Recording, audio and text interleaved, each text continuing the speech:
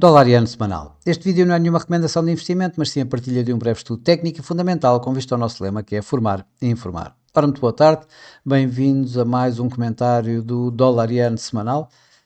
Isto numa semana que começa uma vez mais em feriado, com o Japão de fora em feriado, curiosamente também o Reino Unido em feriado, um dia em que, portanto, e uma semana e um dia com menos volatilidade e com menos liquidez no dia de hoje, exatamente principalmente com o mercado de Londres de fora.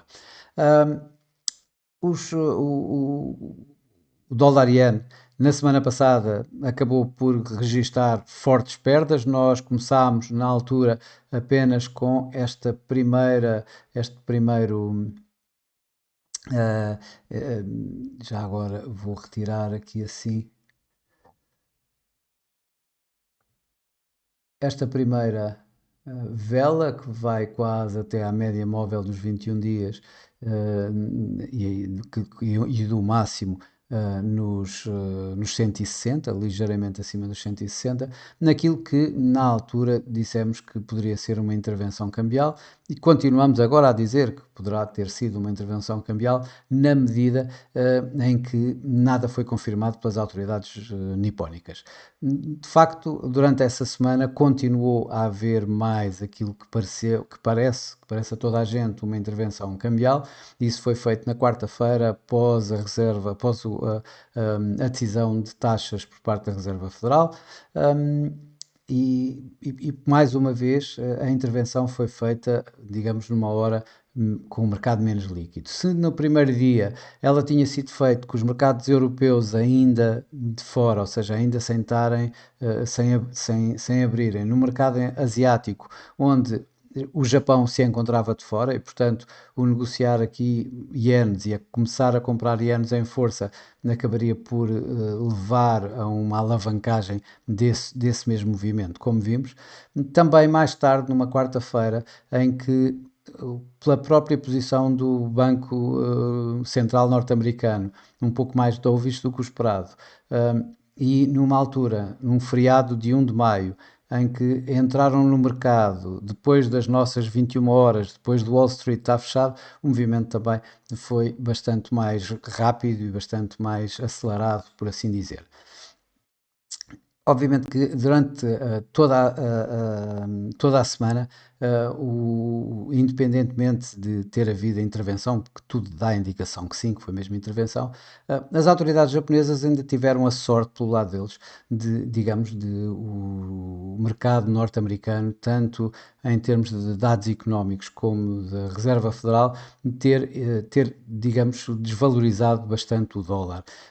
Começámos logo mesmo antes da própria reunião da Reserva Federal, com o ISM manufatureiro a voltar para terreno negativo, que dava logo a indicação de que, afinal, a resiliência da economia norte-americana poderia não estar assim tão bem, dar aqui alguns sinais menos bons. Por outro lado, se o ADP mostrava um número de postos de trabalho acima do esperado, mas ultimamente o ADP não tem servido de guia ao que se passa nos non-farm payrolls e, portanto, aqui também sem grande interferência. Já, por outro lado, o outro número bastante mais importante dos JOLTS, das vagas de emprego, caíram para níveis que já não se via há alguns anos e isso dava alguns sinais de, portanto, alguma fragilidade no mercado de trabalho.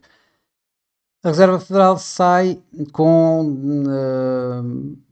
mantendo inalterada a sua taxa de juros nos 5,25, 5,5, como de facto era esperado, e com um pequeno ajustamento no programa de Quantitative Tightening, alterando o montante máximo para diminuir de treasuries no balanço, no saldo no balanço do Banco Central, de 60 mil milhões de dólares para 25 mil milhões de dólares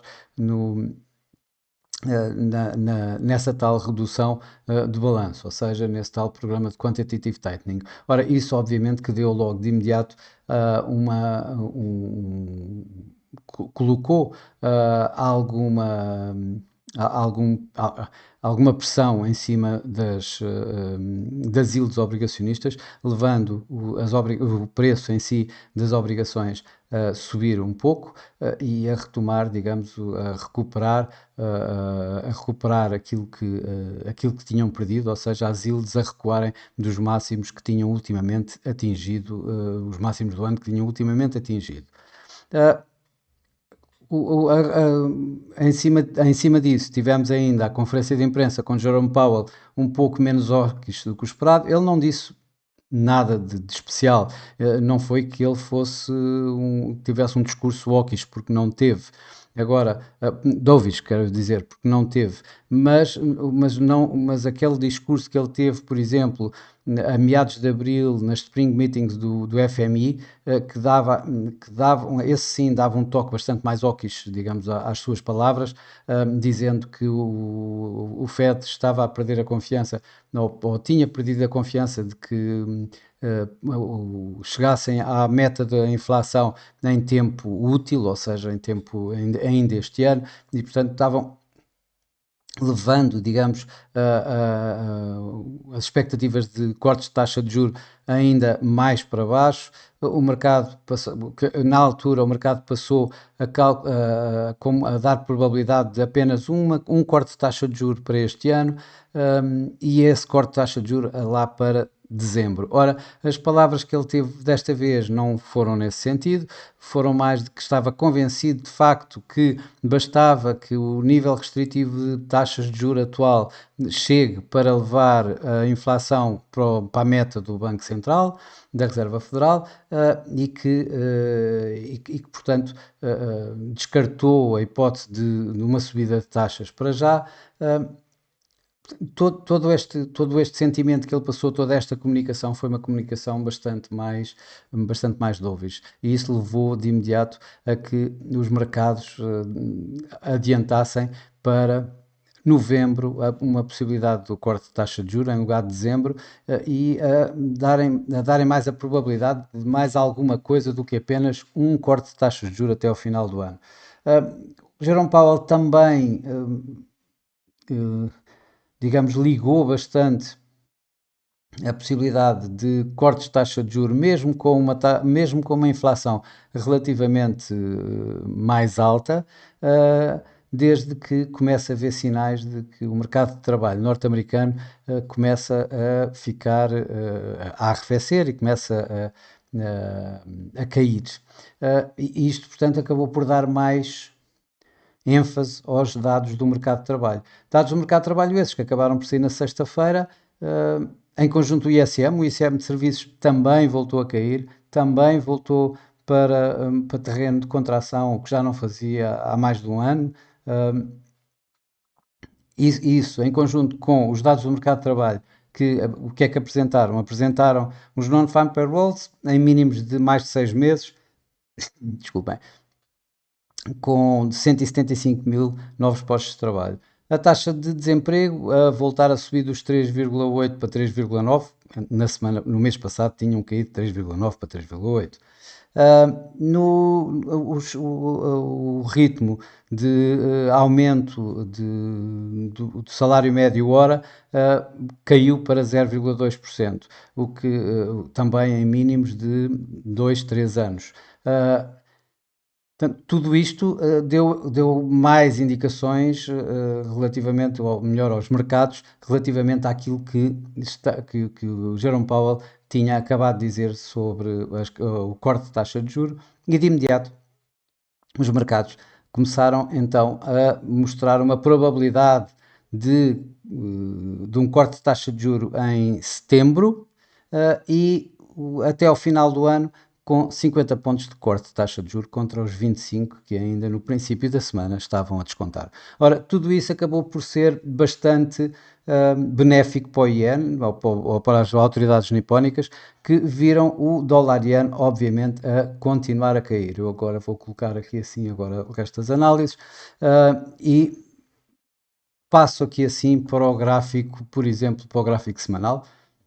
A semana passada eu tinha dito que esta vela poderia ser tudo parecido com esta na parte da intervenção. Obviamente me enganei. mas também tinha logo dito, em minha defesa posso dizer isso, que isto ainda era cedo e que nós tínhamos apenas um dia de uma semana e faltavam todos os outros dias, como podemos ver por aqui.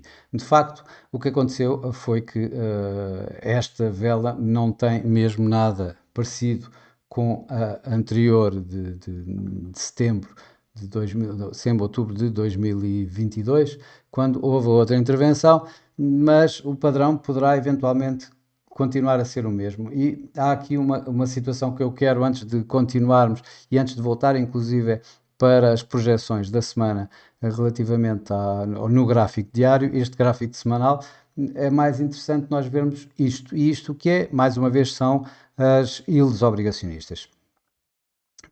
Isto foi numa semana de intervenção, obviamente, em que o iene ganhou muito, o dólar iene caiu dos tais máximos de 34 anos, até aqui à volta dos 152, mas curiosamente, independentemente da, da intervenção, e a intervenção não é feita em taxa de juros, é feita em compras de ienes pelo Banco do Japão, o que nós vemos aqui assim é este movimento em baixo corresponde a este movimento em baixo em termos das yields obrigacionistas norte-americanas. E de facto, a situação que eu acabei de mencionar, tanto dos dados económicos como do Banco Central norte-americano, disputou esta queda nas yields, o que por outro lado fragilizou o dólar e permitiu que talvez uma intervenção não tão grande assim acabasse com este movimento bastante maior. Ora, vamos voltar aqui assim para o gráfico diário. E o gráfico diário que eu vejo é que ela veio aqui assim, agora vou fazer aqui um zoom. O preço veio aqui assim praticamente até a estes níveis onde temos a média móvel dos 55 dias, a 152,06, onde temos este nível de 151,90 que foi o máximo atingido do dólar iene em 2023. Portanto, esta área era uma área de suporte, por assim dizer, e aguentou aqui. E agora o que nós estamos a ver num começo de semana em que a volatilidade começa novamente a cair, os mercados acionistas também estão a subir, suportando mais o tal carry trade.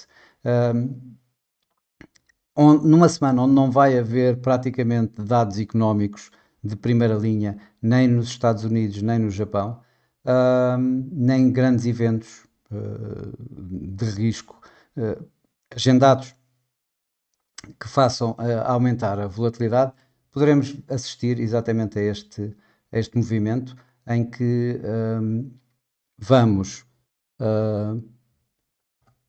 em que estamos a ver uma recuperação do dólar iene para esta tal área aqui assim, uma área em que o euro-dólar teve aqui a consolidar em torno dos 153 e dos 154, que foi uma área de resistência e que eu assentei ou coloquei aqui na semana passada como área de suporte.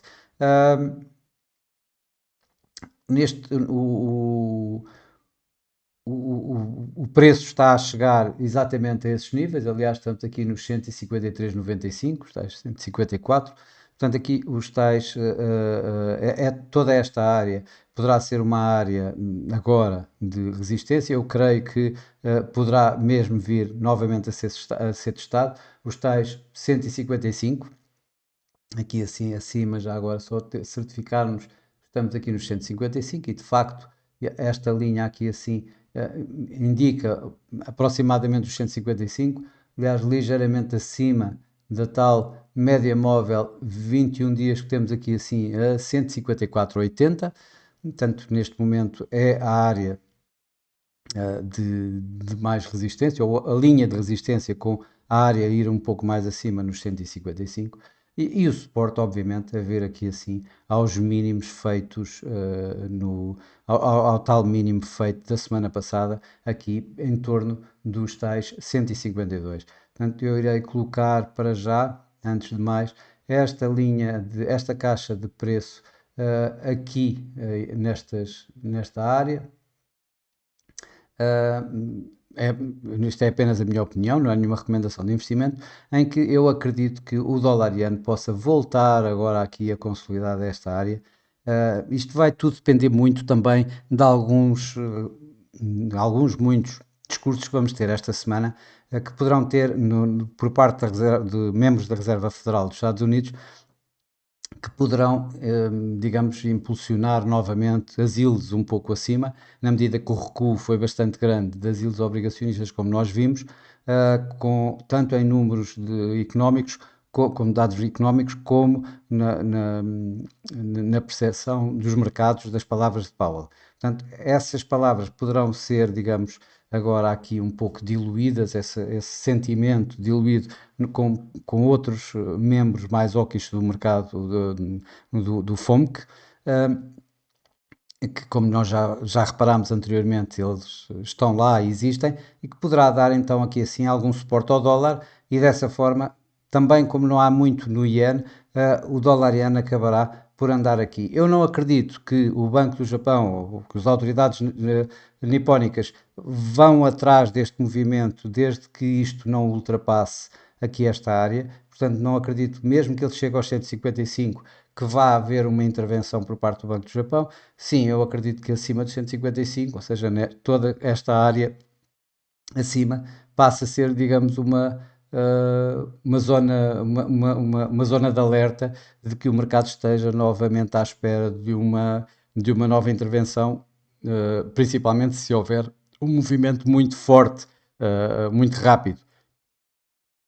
Esta semana, da forma como eu já acabei de dizer, em termos de dados económicos e em termos de eventos, não me parece-me bastante ligeiro, bastante tranquilo, portanto não acredito que haja esse tipo de movimentos e aí não há razões para haver uma intervenção maior do próprio Banco do Japão.